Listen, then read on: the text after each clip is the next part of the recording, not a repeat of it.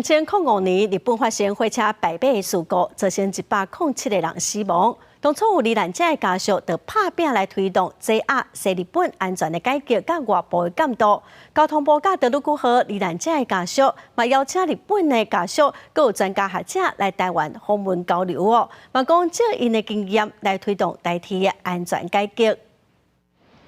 2年外前，台铁铁路高列车败马意外，造成49个人不幸死亡。几多位罹难者的家属遭铁路局的目屎，继续监督台铁的改革。今年4月中，因甲交通部去日本交流，希望会当学习日本过去的安全改革的经验。伫这个月，国家邀请日本的教授甲维族的家属4位来台湾访问。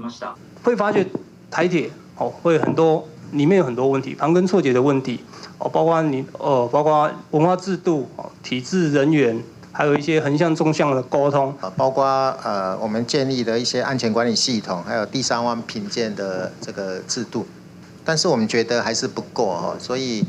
其中有一项最重要就是组织的改革。2005年，日本福知山线事故造成107人死亡，562人受伤。迄当阵，牵手甲小妹拢伫意外中死亡的前野弥山。 这18年来，甲其他罹难者家属最近伫咧杀 JR 西日本安全改革甲外部监督，互事故发生率大幅度下降78%。そしてその安全フォローアップ会議の中で